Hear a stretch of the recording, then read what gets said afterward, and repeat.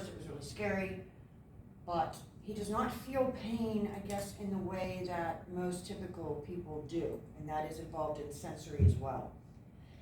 The sensory word includes everything from movement, pressure, the need for repetition of something, to, it could be anything from physical to mental sensory stimulation. So that's what I'm trying to say there. Like, for example, he loves to bounce, he loves to jump. And that he will do if you let him over and over and over and over and over. He won't stop because of that need, that sensory need to bounce. And it must come from how he would bang his head as a child. He needs something with that stimulation.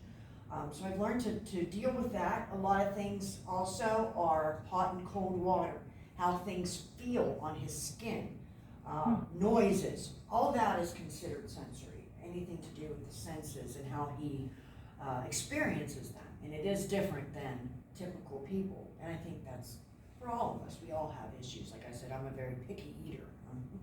And that definitely goes into the sensory. I think that's his biggest issue, has been eating for him. He survived on mostly a liquid diet of Pediasure for a long time. And the foods that we've gotten him to eat are soft foods. So he has never chewed a piece of meat, for example.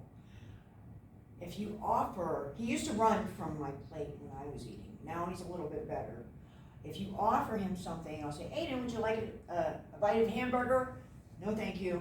And before he knew how to say no, thank you, he'd run from the room. It just simply, he just doesn't even want to be around food. But every child with autism is different. Also with sensory for him is pressure. And when I told about how we would say I love you to each other, that was also a pressure. I would push and he would push on our foreheads together. And that would calm whatever sensory need he had at that time. And that was a way we could communicate as well, so it was pretty neat.